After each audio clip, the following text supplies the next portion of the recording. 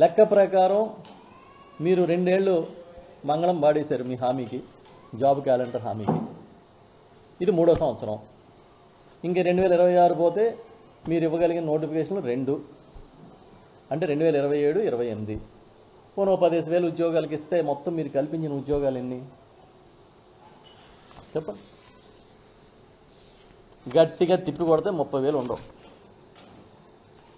దీనికి మీరు చేసే పబ్లిసిటీ, మీరు చేసే బిల్డప్, మిమ్మల్ని మోసే మీడియా బిల్డప్ చూస్తుంటే ఈ దేశంలో పెద్ద ఉద్యోగ కల్పన జరుగుతున్న ఆంధ్రప్రదేశ్ రాష్ట్రం మిగతా వాళ్ళకి ఆదర్శం అన్నంత బిల్డప్ ఇచ్చేస్తున్నారు. ఇంచుమించుగా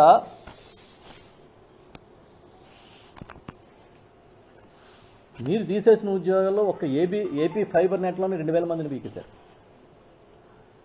ఒక్క ఏపీ ఫైబర్ నెట్లో.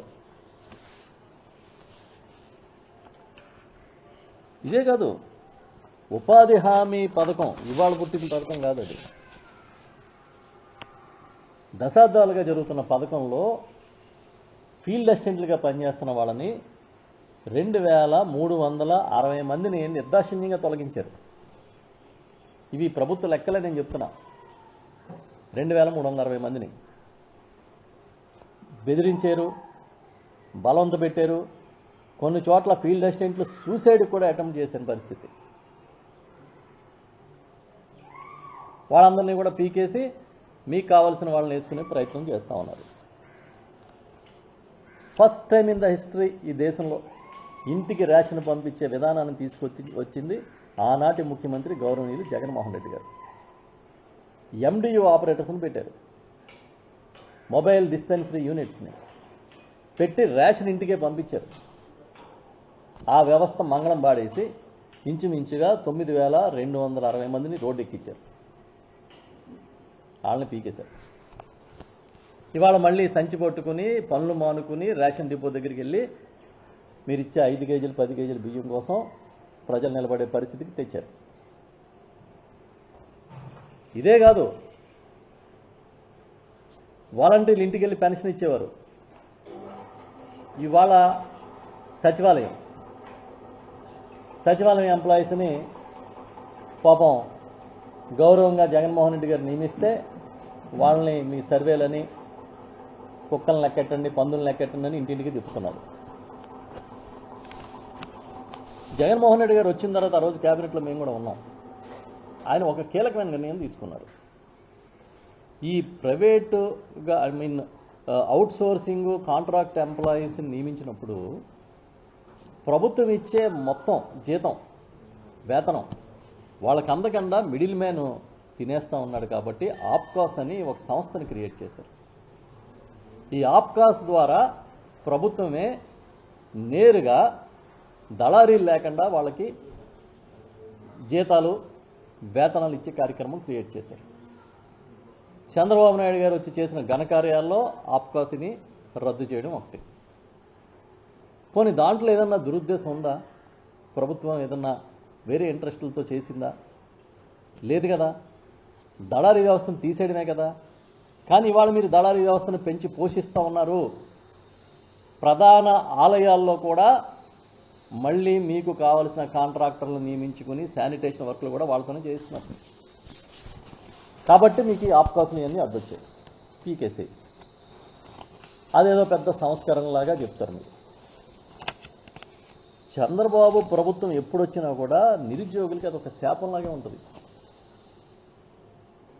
ఎందుకంటే చెప్పేది వేరు, చేసేది వేరు. ఇవాళ 10,000 ఉద్యోగాల క్యాలెండర్ ఇచ్చి మీరు పెద్దగా ఎవరి డప్పు వాడే కొట్టుకోవాలనే ఒక పెద్ద సిద్ధాంతాన్ని నమ్మి మీరు లేచి ప్రచారం మొదలెట్టారు కదా. 2019-24 మధ్య జగన్మోహన్ రెడ్డి గారి హయాంలో ఎన్ని ఉద్యోగాలు కల్పించారనేది ఈ సందర్భంగా ఒకసారి మీకు గుర్తు చేస్తున్నా. 6,31,310 ఉద్యోగాల్ని ఆయన కల్పించారు. ఇది చెప్పేది నేను ప్రభుత్వ లెక్కలే. ఆయన అధికారంలోకి 2019లో వచ్చిన తర్వాత 6 నెలలు తిరగకుండా సింగిల్ నోటిఫికేషన్లో 1,34,000 మందిని సచివాలయం ఉద్యోగులుగా వారు నిరుద్యోగులు కలలో కూడా ఊహించని విధంగా అతిపెద్ద రిక్రూట్మెంట్ నోటిఫికేషన్ ఇచ్చి 6 నెలలు తిరగకుండా నియమించిన విషయం నిజమా కాదా అని ఈ సందర్భంగా మిమ్మల్ని ప్రశ్నిస్తున్నా. ఈ రాష్ట్ర హిస్టరీలో, ఉమ్మడి ఆంధ్రప్రదేశ్ హిస్టరీలో కూడా 1,34,000 ప్రభుత్వ ఉద్యోగాల్ని ఒకే నోటిఫికేషన్లో నియమించిన ముఖ్యమంత్రి ఎవడైనా ఉండుంటే, అంతకుముందు ఎవరైనా పనిచేసి ఉంటే చెప్పమని నేను అడుగుతున్నా. ఒక చిన్న ఫ్లా లేకుండా, ఒక చిన్న ఆటంకం లేకుండా అత్యంత పారదర్శకంగా 1,34,000 ప్రభుత్వ ఉద్యోగుల్ని ఒకే ఒక నోటిఫికేషన్లో నియమించిన జగన్మోహన్ రెడ్డి గారి గొప్ప, ఇచ్చిన హామీని తొంగలోకి తొక్కి అధికారంలోకి వచ్చిన తర్వాత మూడో సంవత్సరంలోకి అడుగుపెట్టాక 10,000 ఉద్యోగాలకి జాబ్ క్యాలెండర్ ఇవ్వడం గొప్ప అని నేను మిమ్మల్ని సూటిగా ప్రశ్నిస్తున్నా. 6 నెలలు తిరగకుండా అధికారంలోకి వచ్చిన వెంటనే 1,34,000 ప్రభుత్వ ఉద్యోగాల నియామకానికి నోటిఫికేషన్ ఇచ్చి సక్సెస్ఫుల్గా పూర్తి చేసి నియామక పత్రాలు అందజేసిన జగన్మోహన్ రెడ్డి గారి గొప్ప, మీరిచ్చిన హామీని తొంగలోకి తొక్కి అధికారంలోకి వచ్చిన తర్వాత 2 ఏళ్లు దాటిన తర్వాత 10,000 ఉద్యోగాల జాబ్ క్యాలెండర్ని ఇవాళ ఇచ్చి భుజకీర్తులు తగిలించుకుంటున్న మీ ప్రభుత్వం గొప్ప అని సూటిగా ప్రశ్నిస్తున్నాం. చెప్పండి. ఆర్టీసీ విలీనం ఈ దేశంలో ఎవరైనా అంత సాహసం చేశారా? ఏ ముఖ్యమంత్రి అయినా అధికారంలోకి వచ్చిన తర్వాత ఇచ్చిన మాట ప్రకారం మొదటి 1, 2 క్యాబినెట్లోనే సమావేశాల్లోనే డెసిషన్ తీసుకుని 58,000 మంది ఆర్టీసీ ఉద్యోగుల్ని, కార్పొరేషన్ ఉద్యోగుల్ని ప్రభుత్వ ఉద్యోగులుగా మార్చిన ఘనత జగన్మోహన్ రెడ్డి గారిది. అవునా కాదా చెప్పమని అడుగుతున్నాం. ఒక ఆప్కాస్ ద్వారానే 96,000 ఉద్యోగాలు ఇచ్చారు. ఆసుపత్రుల్లో, బోధన ఆసుపత్రుల్లో, పిహెచ్సిల్లో, సిహెచ్సిల్లో, అవి కాకుండా కోవిడ్ కోసం స్పెషల్ రిక్రూట్మెంట్లు చేసి కేవలం కొద్ది నెలల కాలంలోనే పెద్ద ఎత్తున ఎంప్లాయీస్ని పారదర్శకంగా, ఈవెన్ కాంట్రాక్ట్ అవుట్సోర్సింగ్ ఎంప్లాయీస్ని కూడా పారదర్శకంగా నియమించిన చరిత్ర జగన్మోహన్ రెడ్డి గారిదే. దీన్ని ఎవరూ చెరపలేరనేది కూడా ఈ సందర్భంగా నేను చెప్తున్నా. అసెంబ్లీలో కూడా అబద్ధాలు చెప్తాడు చంద్రబాబు నాయుడు గారు. కూటమి ప్రభుత్వం పవిత్రమైన చట్టసభలోనైనా నిజాలు చెప్పరా మీరు అని మేము అడుగుతున్నాం. ఇవాళ 21 నెలల కాలం, పోనీ ఇది 22వ నెల అనుకోండి, ముఖ్యమంత్రి గారు శాసనసభ సాక్షిగా చెప్పిన ఉద్యోగాల సంఖ్య ఎంత? 6,28,320. అదే ప్రభుత్వం శాసన మండలిలో 5,72,380 మంది అంటారు ప్రభుత్వ ఉద్యోగులు. మరి ఏ లెక్క కరెక్ట్ అని మమ్మల్ని తీసుకోమంటారు చెప్పండి. తెల్లారు లేచి చూస్తే హెడ్లైన్లన్నీ ఏముంటాయి? లక్షల కోట్ల పెట్టుబడులు వచ్చేస్తున్నాయి,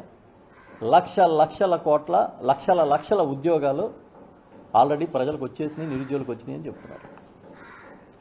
జనవరి 26న ఎన్డీటీవీకి చంద్రబాబు నాయుడు గారు ఒక ఇంటర్వ్యూ ఇచ్చారు, స్పెషల్ ఇంటర్వ్యూ. ఆ రోజు ఆ టీవీ ఇంటర్వ్యూలో ఆయన ఏం చెప్పారు? 18 నెలల కాలంలో దాదాపు 20 లక్షల కోట్ల పెట్టుబడులు తెచ్చాను, ఆ మొత్తం 23 లక్షల కోట్ల ఉద్యోగాలని తెచ్చింది ఈ రాష్ట్రానికి అని, 23 లక్షల ఉద్యోగాలను తెచ్చింది రాష్ట్రానికి అని చెప్తారు. అసలు ఏదైనా సంబంధం ఉందా? ఉన్న ఉద్యోగాలు పీకేసి మీరు తీసుకున్న నిర్ణయాల వల్ల చివరికి నిర్మాణ రంగం కూడా కుదేలైపోయి దినసరి పనిచేసే బిల్డింగ్ వర్కర్స్ కూడా పనిలేని పరిస్థితుల్లో, దిక్కుదోచని స్థితిలో మార్కెట్లో కుప్పకూలిపోతే ఈ రాష్ట్రం బ్రహ్మాండంగా ఉందని చెప్పుకోవడానికి మీకేం అనిపించట్లేదా చంద్రబాబు నాయుడు గారు మీ సీనియారిటీకి ఏమనిపించట్లేదా అని నేను అడుగుతున్నా. ఇలా ఎన్నాళ్ళు మోసాలు చేస్తారు?